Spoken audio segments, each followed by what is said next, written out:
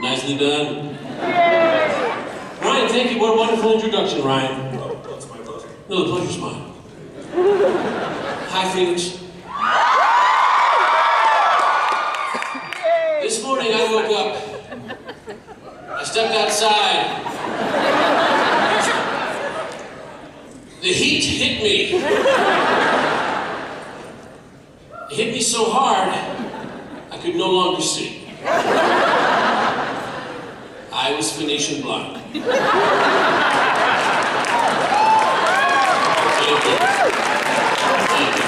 I just wrote that back there. Don't worry, folks, the jokes get worse from here. You count on me. So, Castle is known for sneaking in a lot of geeky references, also from Firefly. Yes, are you talking to me? Who's over there? Are you talking to me? You over there. Me. Hello. You over there, yes. So what's it like to work on a show that is willing to have so much fun with its stories? That's nice. You know what? It's a TV show. We're all aware. We're all aware it's a TV show. Some of you might not be aware. Guess what? I'm sorry, it's a TV show. So, as an audience member watching a TV show who references pop culture constantly, the little nudges and nods and winks we give to pop culture and other projects, there was a Halloween episode you guys might remember. And you know why.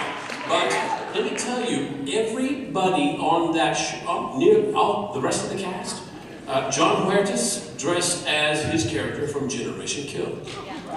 Seamus Dever dressed as his character from General Hospital. It was all kind of loaded up in there to say, hey guys, we're on TV. You know it, and we know it. It's inside jokes, and I love it. So you ready to throw it to the audience here? I'm ready to throw it out to anybody here have some questions? Burning questions, desires inside, I must know. This is something I cannot Google, sir. Nathan. Sir Nathan. I know. Hi. Hey, Nathan. Hi. I met you earlier, you were in the photo op. Yes, sir. And then I met you, and we were at the autograph. Yes, sir, the Yes, poster. please call me Nathan. Sorry. Or your lordship. Sorry. Aye, Captain. Captain, good too. I've raced cars and motorcycles on and off road, and I'm a car chick, and I wanted to know if you've ever had that need to satisfy a need for speed, and if so, how did you go about it? And if you tell us your top speed, I'll share mine too. That's a good question. I've ridden cars, and I've ridden motorcycles. Drag race? Excuse me? Drag race? I've not drag raced, no, nothing outlandish. I have an incredible life. I am kind of like that one in a million shot kind of guy. The reason I'm sitting here today, you guys, 1 in a million, I'm going to tell you right now. Every step along the way, things have happened to me. 1 in a million. So when it comes to stuff like racing a car or driving really fast on a motorcycle, I don't know. It was a 1 in a million thing. Can't believe he's dead, but I'm not the guy to push my luck. I've got a lot to live for, so I really enjoy my Sunday morning rides on my motorcycle. I don't enjoy going, let's go, man, whee! Leaning in and scraping my knee pad on the... No, I don't do it. I'm not into it. My top speed in a quarter mile was 176 miles an hour. 176 miles an hour. That's pretty amazing. I was once a passenger. Are you ready? I was once a passenger at 193. Sweet. At the Indianapolis 500. Screaming and peeing my pants. I don't know if you know this. Indianapolis 500, they go in a circle, which means you're always headed straight for a wall. Always. Mine was just on 2 wheels. It was a Suzuki. That is incredible. I just want to thank you from all my friends on Twitter that couldn't be here today at this con, that we just appreciate you reciprocating our passion for you and your work by spending time with us at events like this, and just doing something really simple, like retweeting or replying to us on Twitter like you did with me with my tattoos on Real 702 Heat. Oh, very nice. Thank you very much. Thank you so What much, was your sir. name? Sherry. Sherry, thank you. That's very kind of you. Thank you very Well, much. you know what? Your kindness to others inspires others to do the same. Thank you very much. That's very kind of you.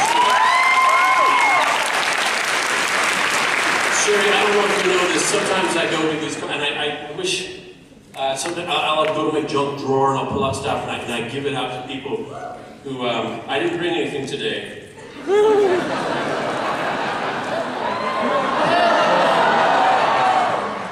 I want you to have my watch.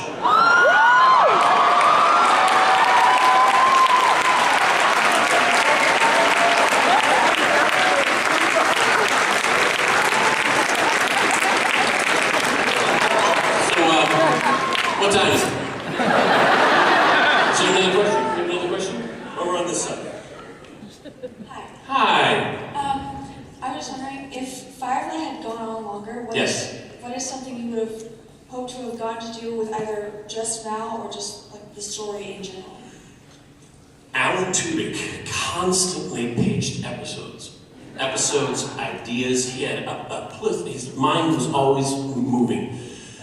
And he wanted to do an episode that I thought was really cool, where we were hired to go to this planet that was, one side of it is perpetual night.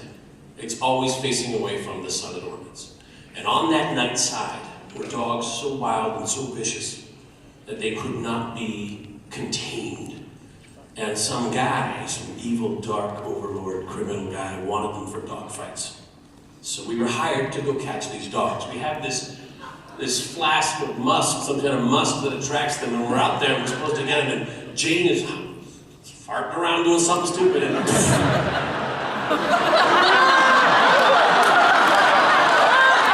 covered in musk. And then you hear the howls. Cut to, open the door! Right into the ship, dogs chasing us, we get inside, managed to close the door up, and managed to get in, they're all in the cargo hold. Great. Now it's a long flight back to this criminal overlord. And in the meantime, River goes in there and domesticates them.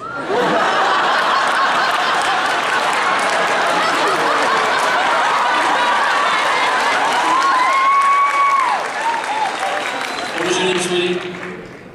Emma. What was it? Emma. Emma, I love that name. The only thing I have left is my bracelet. I can't give this away because I'm seeing my friend who made it for me. I'm seeing her tonight, so I have to be wearing it when I see her. But I wish I have a watch. Give me a watch.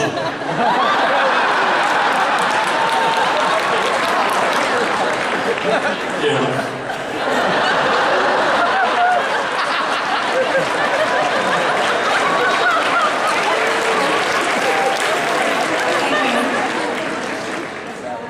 Is there another question? Over here. Sir. First of all, I love your outfit. First of all, I love you. Second of all, can you tell me that you aim to misbehave? I always aim to misbehave.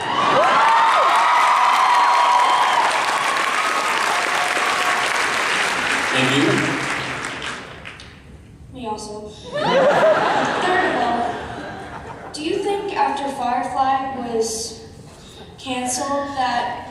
Whoa, wait, what? How about this? Stolen Listen from here. us. There you go, listen. Do you think that the movie Serenity gave us enough closure to the fans that were all disappointed?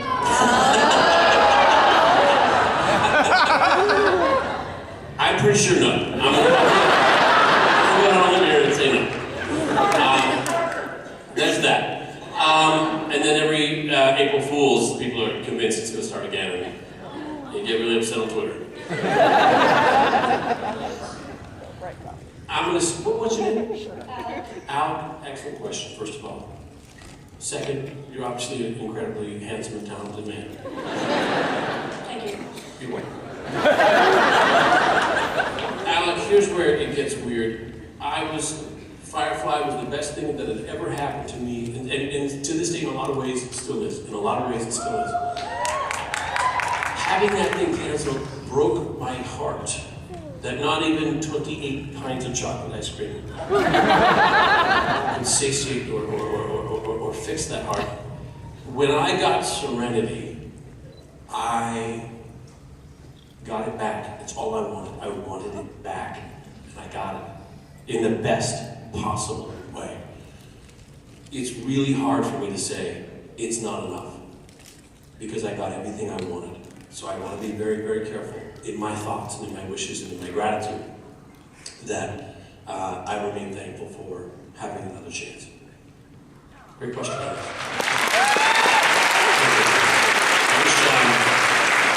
I wish I had something. I'm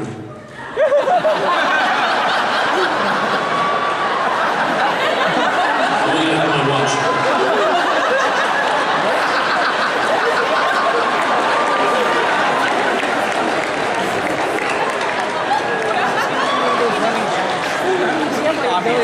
It's already running out. Next question, please. Sir. Hello. So I was here. I'm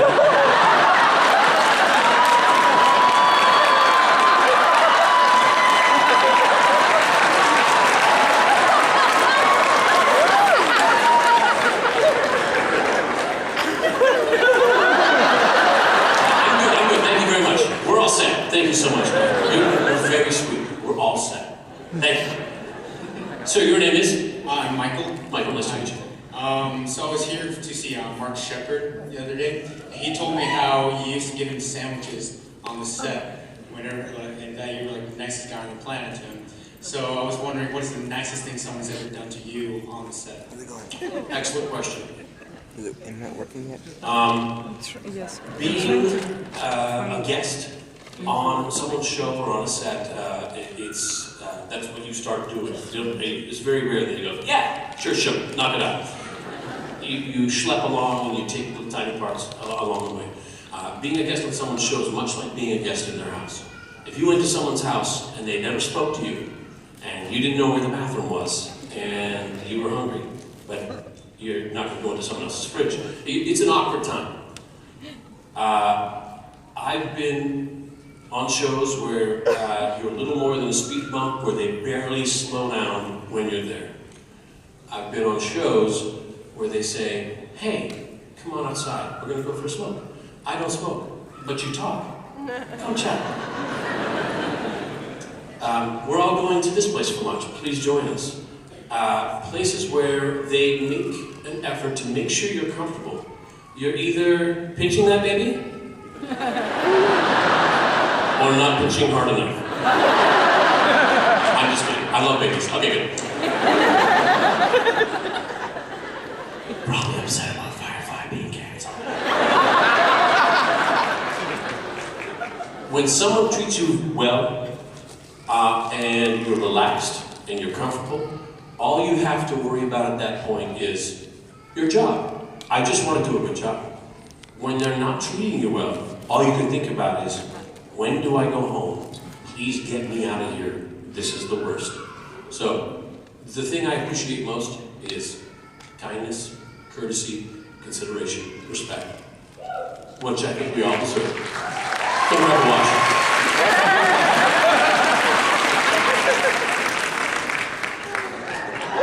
Is that live?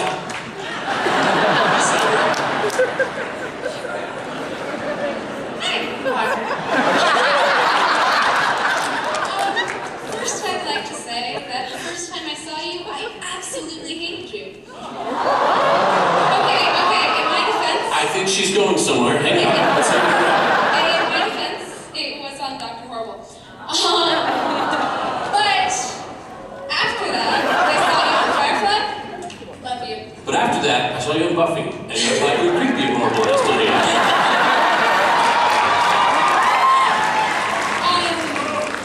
My question Yes. is, my family and I were waiting outside in line, and we thought it would be funny if we saw a famous person waiting in line for a famous person.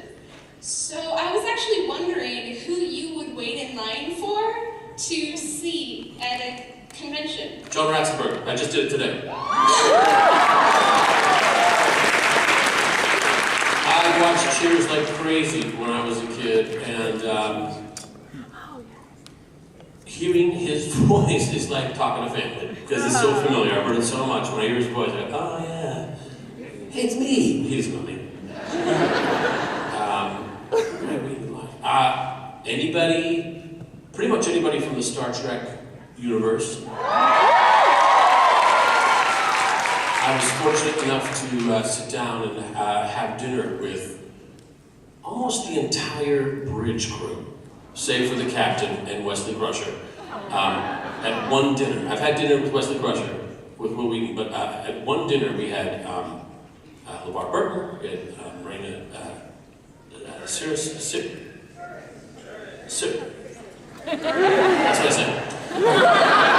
Jonathan Frakes, Brent Spiner, Michael Dorn, everybody was there. What a great time.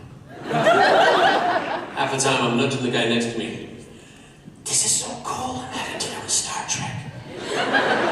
And Brent Spiner says, you've told me 6 times.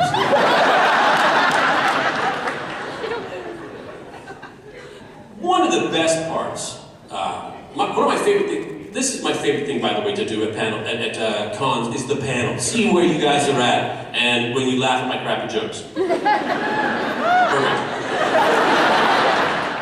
Second favorite thing, I get to meet all these guys backstage. It's kind of like being in a secret club. Hey, I don't know you, and I don't know you, but I was signing autographs next to you, and I saw you in Toronto the last summer. Yeah, we're in the same club. It's great. It's a lot of fun. Pretty much anybody.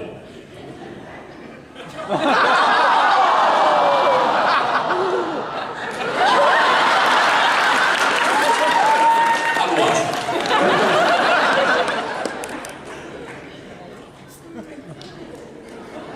Good job.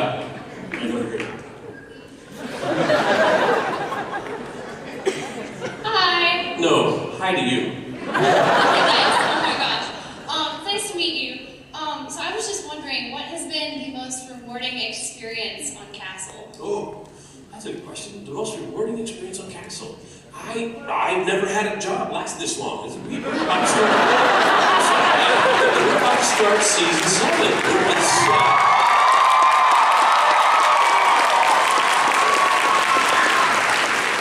I work with a lot of talented and amazing people. So many of whom, guys, I can't stress this enough, so many of whom you never see because they're never on TV. A huge crew of really incredibly hardworking people who are incredibly talented, who love their jobs, and who are a pleasure to be around. I'm going to remind you of an episode. I don't know which one it was Castle. There's been a lot, and I'm an old man, so. I was in the interrogation room. It's Beckett, it's Castle, and we're talking to some kind of rapper guy who wants to. He goes, I'm so glad I'm being arrested because I've been ups my street cred. You know what I'm talking about? And he says, am I going to get my mugshot taken now? Because I brought my lighting guy. I said, guys, we have nothing but lighting guys here. Let's get the creepiest looking one and put him outside the window. So we did.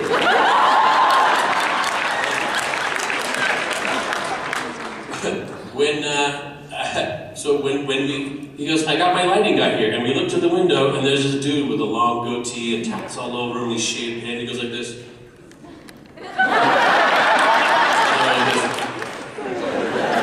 That's one of our crew guys. That's one of our guys. I love that. Come here, watch.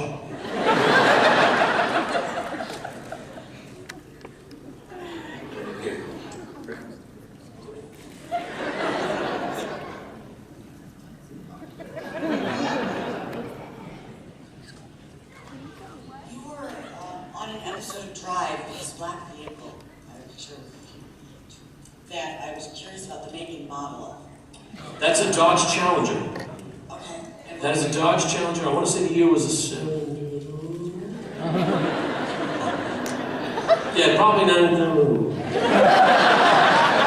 Around 73. I think it was a 73 or 74 Dodge Challenger. Dodge Challenger. When you were doing 60, it felt like you were doing 180. Because that motor gets right in there. And mice lived in it. Oh, no. That's they hand you those things to use on TV. Yeah. I need to sign up for that. Yeah. Have a watch.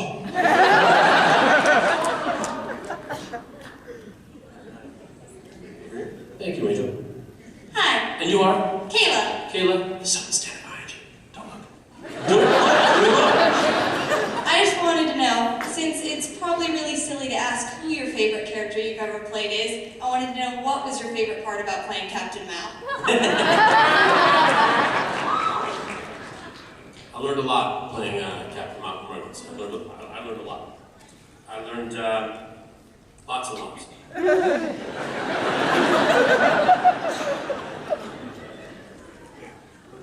I had an idea as to what acting was, and that idea evolved or changed or flipped entirely once I worked with Joss Whedon.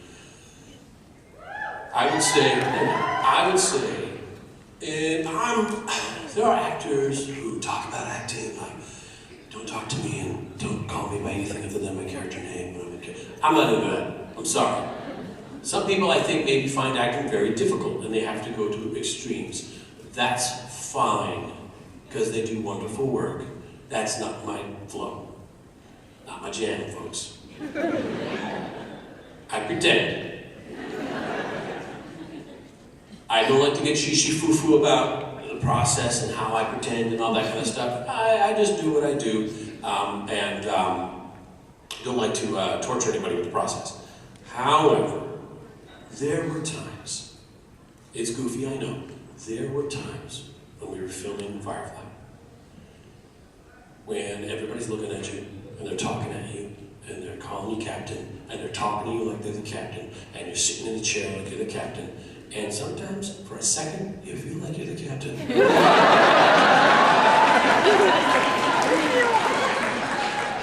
There were times on a break, or when I was like, I gotta go memorize these lines, and I'd go to we had two sound stages next door to each other. One had the big cargo bay and the med lab, and one had the entire top floor from front to back. And I would go on that one, or the other, when they weren't being used. And I'd be walking around the kitchen, sitting in my rocking chair. The rocking chair was Mal's. Doing my lines, walking around, putting my lines in my pocket, doing them out of my head, trying to get into that headspace, doing the actor shishi-foo-foo stuff, and for suspended moments, you look around and that place felt like home, and it felt like you belonged there, and you felt like the captain of a spaceship. Those were pretty cool times.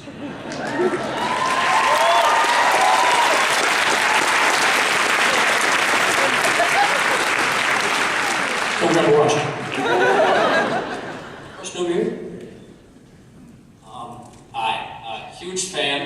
This is really for my mom. She's a huge fan of you. So I wanted to ask you about Dr. Horrible 2, and if you knew anything about it, or because we're not forgot to ask. I know the title. I know how it opens, and it's essentially the bare bones of how the plot starts. I know the title of 2 songs. And I know everybody's super busy right now, especially Joss, doing I can't remember what. Some small But once everybody frees up, I know it's something we want to do. Sometimes. Okay? I go on, but apparently it's 6:44. Here, grab a watch. Okay, well, thank you so much. This one?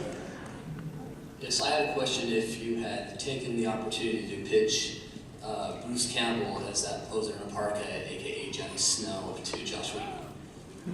And further, everybody's familiar with your acting skill and what you've been in, but maybe give us a little bit about how you feel about the whole musical side of Dr. Horrible. First of all, Bruce Campbell as anything. Let's pitch that.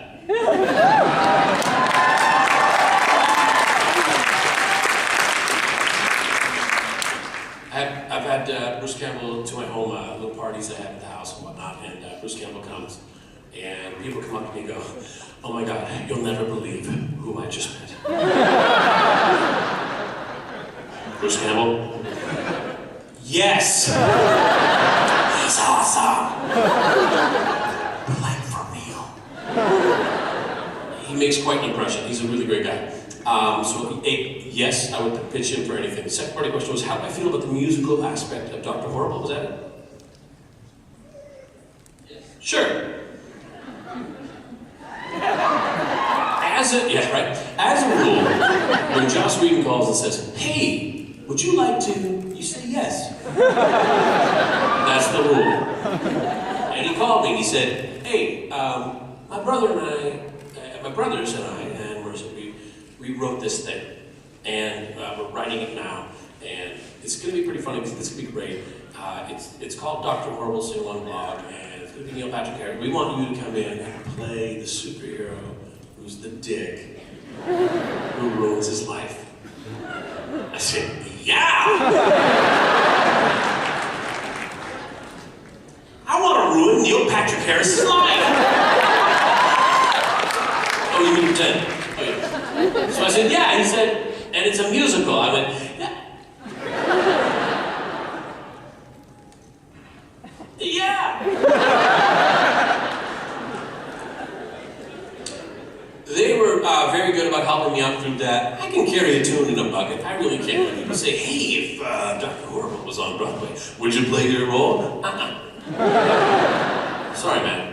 If Mr. and Mrs. Smith come 2,000 miles from I don't know where in the United States or across the oceans to say, "I want to see a Broadway show," and they wait in line and they pay the big money and they get in the seats, they're dressed up and the curtains open and I start singing, sorry, that's Broadway?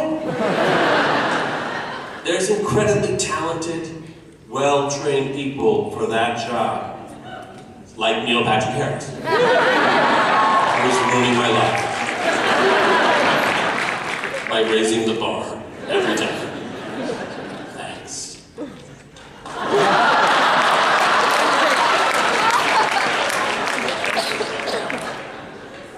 But, tried to stop me from doing Dr. Horrible 2. Grab a watch, bud.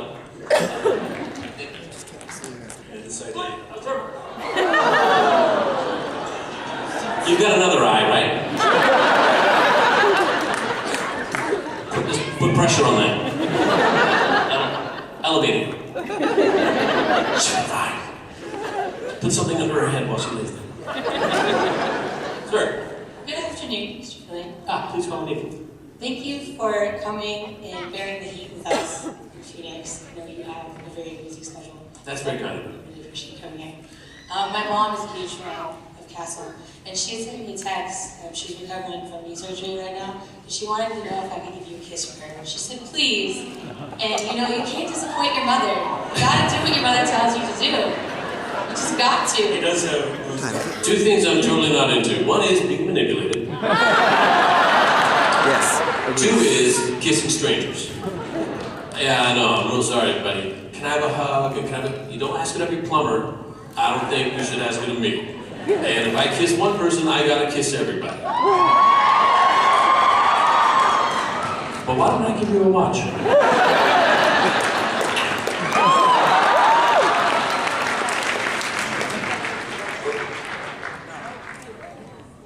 Your other question was, is there going to be a musical on Castle? Although it may appear sometimes, and rightly so, that I am in charge of Castle. I get it. I'm the title character, my face is all up in there. I'm super awesome in a lot of different ways. Not in control. And you don't even know what's going to happen next season.